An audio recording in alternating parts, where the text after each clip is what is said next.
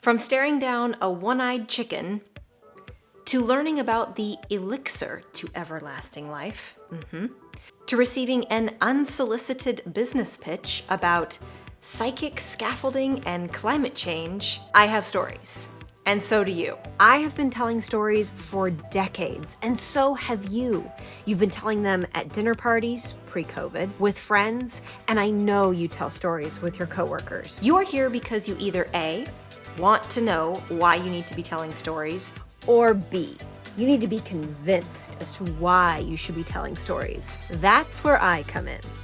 Hint, you do need to be telling stories. Stories are one of the most easily accessible ways to talk about the world around us and the experiences that we're all having. From finance to medicine to creative direction to healthcare to products and beyond, you need to be telling stories at work, in your presentations, with your clients, with your accounts, in your webinars, with your prospects, in your conversations, and on your conference calls. You need to be telling stories about your products, about your services, and about your company's offers. People who can tell compelling stories are exceptional at selling, they are leaders, and they see success in their business and personal lives. I'm Hannah, I tell great stories, and I help people like you communicate with clarity, confidence, and charisma. If you're new here, welcome. If you're back, welcome back. Be sure to hit subscribe so you never miss a new video, and hit that thumbs up button. This video is part 1 of a 3-part series about why you want to tell stories. There are 3 major reasons that you want to tell stories. Number 1,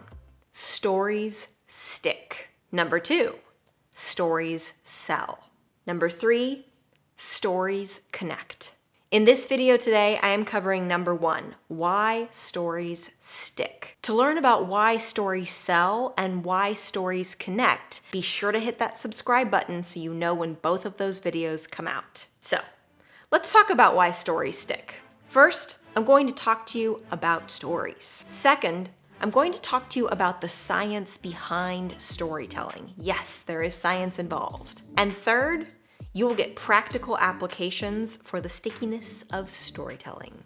I could tell all of you heaps of statistics about why you need to prepare ahead of time for your next presentation. I could smother you in facts. I could tell you about brain synapses and neurons firing, muscle memory, habit loops, and confidence. But instead, I'm going to tell you a quick story to show you how and why you want to prepare for your next presentation ahead of time. When I was 21 years old, I gave the worst speech of my life. It still makes my insides curdle like sour milk to think about it. Like I get bad goosebumps just thinking about how bad this speech was. Picture this.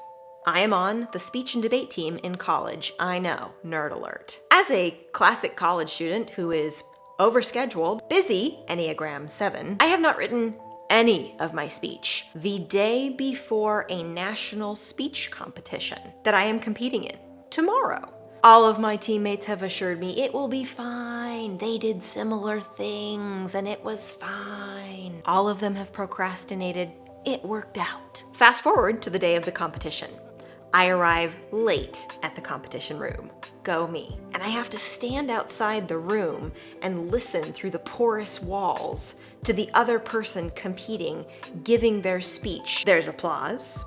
My name gets called, and I do that classic thing that you see in high school movies where someone creaks open the door and they're like, "Hi, I'm here." Their hands waving up by their face. Flustered and afraid, I take the stage in front of 3 judges and 2 competitors. My speech is a half-written after-dinner speech, which essentially means it's supposed to be a stand-up comedy routine in 5 to 7 minutes that I will be judged on. Instead of channeling Jimmy Fallon and other late-night TV hosts that do comedy, I stare at my note cards, pause, I see my ink-stained hands instead of my note cards and the writing on my note cards. And I decide to go off script. And I begin mumbling jokes about Michael Jackson that were not part of my speech originally.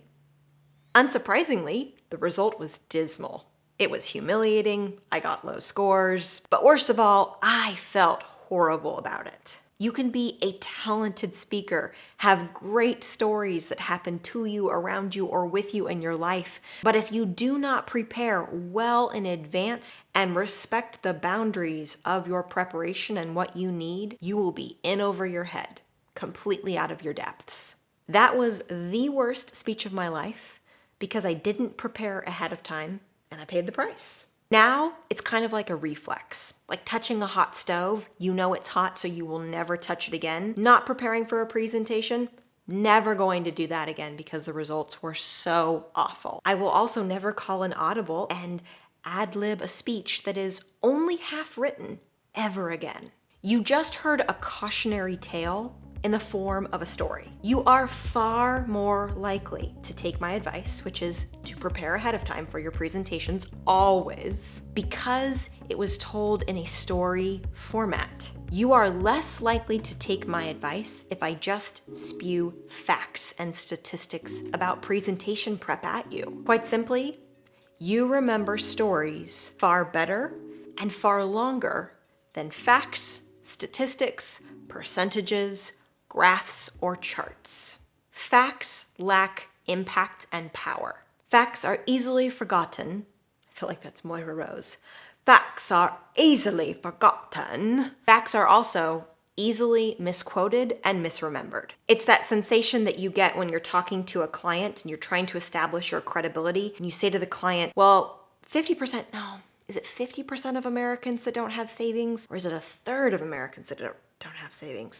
Well, I can't remember. It's because that is a fact. You cannot remember it or recall it as easily as you can a story. Here's where we get into the science behind stories. Stories are remembered up to 22 times more than facts.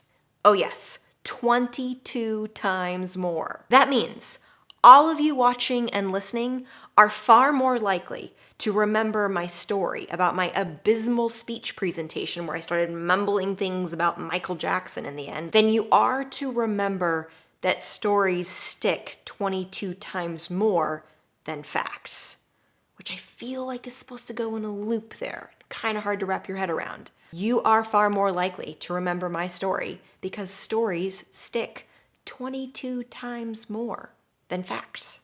Let's take a look at what's actually happening inside your brain when you're hearing a story that makes it stick. When your brain hears language, so facts, statements, information, two parts of your brain light up in the left hemisphere.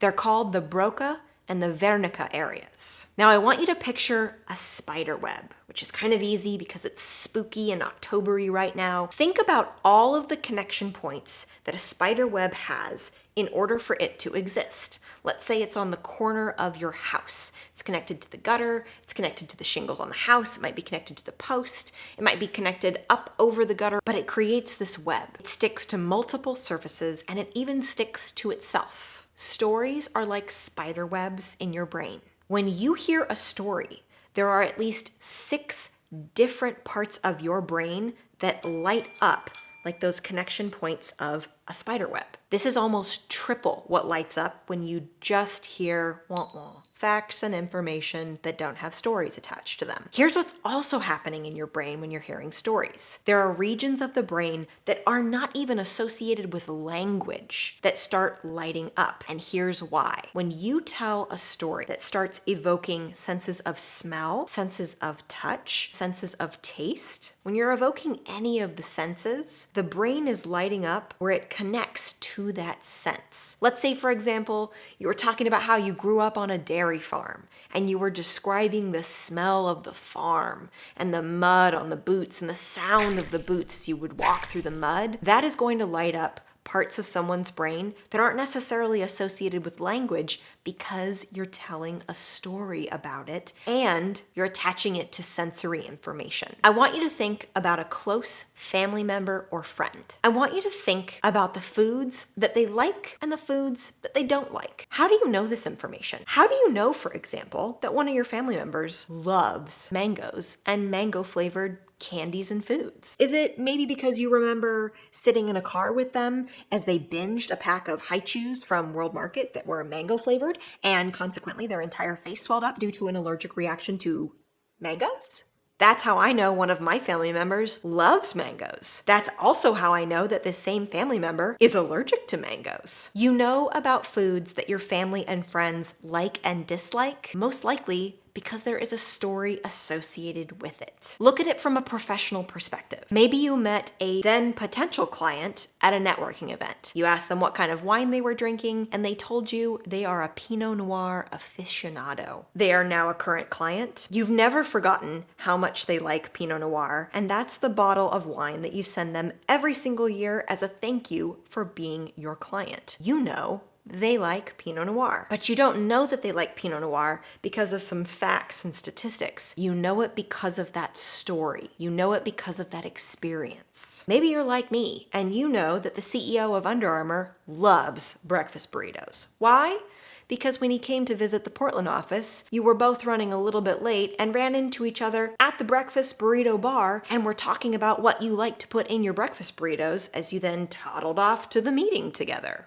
Stories solidify information in your brain, just like a sticky spider web and all of its points of connection. Stories not only stick, but they sell and they create connection. If you're someone that leans heavily on statistics, information, graphs, and percentages, that's fine. That acts as supporting information to a story. But if you really want your information to stick, if you want to sell, and if you want to build connection with the people that you talk to, you need to tell stories. If you'd like to learn more about why stories sell and why stories build connection, be sure to subscribe to my channel so you do not miss both of those videos, which will be dropping in the next month. That's all I have for you today on why stories stick. I will catch you next time.